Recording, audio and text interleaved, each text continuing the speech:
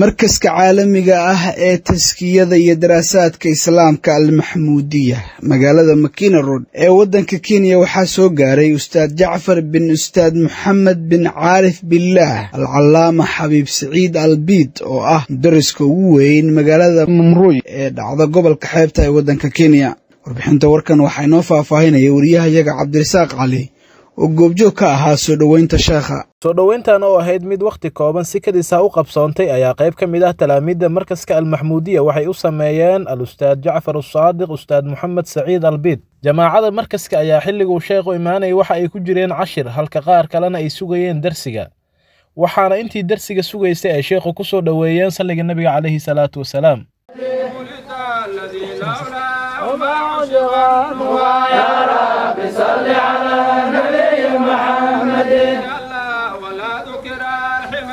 يا رب صل على نبي محمد الذي لولاه ما ذكرت يا رب صل على نبي محمد. أستاذ جعفر الصادق أستاذ محمد سعيد البيد أو سكوبان ولها الله المحمودية تيفي أيا شيغين وهل كانوا يمد سيدو ولا كل ملها العلامة المربي السيد أبو شيخ محمود نور شيخ عبد الرحمن سيد يوسف أو أساسها مدرس كي مربي مركز كان المحمودية أنا أوقف رحسين يهينو ما أنت سوق جاري مركز كا. بسم الله الرحمن الرحيم. الحمد لله رب العالمين والعاقبة للمتقين ولا عدوان إلا على الظالمين والصلاة والسلام على أشرف الأنبياء المرسلين سيدنا وحبيبنا ومولانا محمد خير الناس أجمعين وعلى آله وصحبه ila yaumiddin. Amma baad, tumefika katika zawia katika markazu al-Mahmudiyah litasawuf wa dirasat al-ulum ad-diniya ya shekhe wetu, baraka yetu, nuru yetu, kiongozi wetu Sheikh Mahmud Nur bin Sheikh Abdurrahman bin Sayyid Yusuf hafidhahullahu wa ra'ah. Amin. Leo tumefika hapa katika markaz ambao ni sharaf kubwa sana kufika markaz kama hili, na ndio mara ya kwanza kufika mahali kama hapa. maanta waxaan soo gaarnay markaska taskiyada iyo daraasaadka culumta islaamka ee al-Maxmuudiyah ee uu leeyahay sheekheena, nuurkeena, barakadeena, hogaamiyaheena Sheikh Maxamuud Nuur Sheikh Cabdiraxmaan Said Yusuf Allah xifdiye. Usiku mkubwa hapa wa Makina Road katika markaz ambao ni sharaf kubwa sana kufika markaz kama hili, na ndio mara ya kwanza kufika mahali kama hapa. caawa iyo Makina Road waa caawo weyn.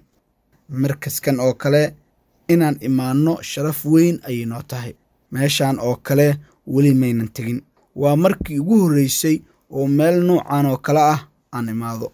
nidaamka haddaan arkayno waxa uu ka mid yahay caadada dadka waaweyn oo ahlullaahiga lagu yaqaano. Kwa wakati mzuri tukaonana na Sheikh, tukazungumza naye Sheikh Mahmud, tukaagana na tukamwambia tunatamani tukuone. Akasema basi karibuni, njooni. Ndio akatupa wakati, akatuambia si mkitaka ndoni siku ya Alhamisi, ima baada al-asri ama baada al-maghrib mutanipata. Kwa sisi tukafanya bidii, tukatoka Malindi kuja hapa ili kuja kwake tupate baraka zake na tupate dua yake na tupate nasaha zake na tupate mushawara kutoka kwake inshallah taala. nasiibkayga ayaa wanaagsanaaday. sayidka waxaan isku aragnay maalintii dhaweyd ee la furayay masjidu Siraajuddin.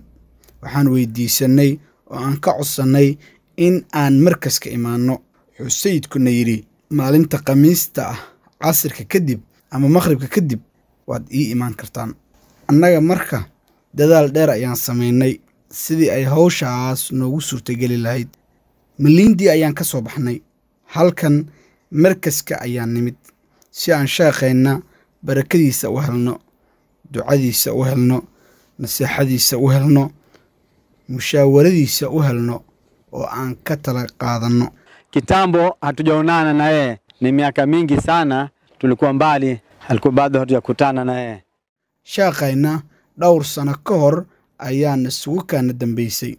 waxay ahayd maalintii aabbahay al-imaam as-sayid maxamed siciid biid la duugayey. maalintaas ayuu aabba nala aasay. markii uu aabba nala duugay ayuu noo naseexeeyey, akatupa nasaha, akatupa maneno ambayo tunasadikisha ni kweli na yamekuwa vile namna alivyokuwa akituambia. hadal ayuuna yidhi maalintaas, annaguna waan rumaysanay.